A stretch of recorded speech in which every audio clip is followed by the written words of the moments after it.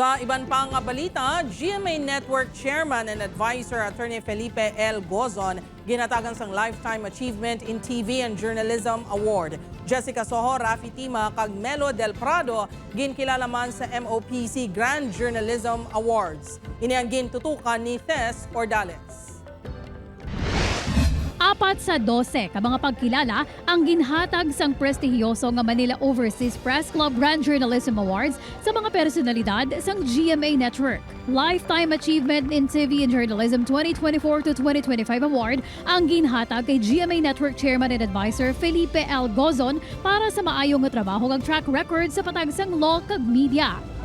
Bangod sa iya pagdumala ng pinakamasaligan nga radio kag TV network ang GMA nga may 84 million viewers sa presensya sa tanan nga media platforms. This recognition is very important and meaningful to me because, one, this is only the second time in 80 years of its existence that the MOPC is giving these awards. Number 2, the MOPC as the first and oldest press club in the Philippines enjoys an importance and reputation second to none among the press clubs in the country. Ginkilala man bilang Journalist of the Year 2024 to 2025 ang award-winning journalist kag host nga si Jessica Soho. What I know for sure, we are needed now more than ever.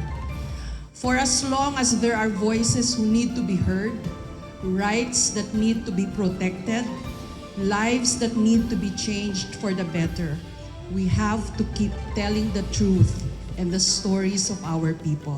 Television Reporter of the Year 2024 to 2025 naman si Balitang Hali anchor Raffy, Tima. To be adjudged as the best amongst my peers is both a great privilege and one that bears a great deal of pressure. Marami pong magagaling sa industriyang ito. Radio Broadcaster of the Year 2024 to 2025 naman si DZBB anchor Melo del Prado. Para kilalanin ang inyong lingkod ng mga nauna sa akin, ng mga taong kinukonsidera ko na mas malawak ang karanasan kaysa sa akin ay isang napakalaking karangalan po. Ang MOPC among pinakauna kang pinakadaan nga press club sa Asia nga gintukod sa 1945. Tess Ordales, 1 Western Visayas.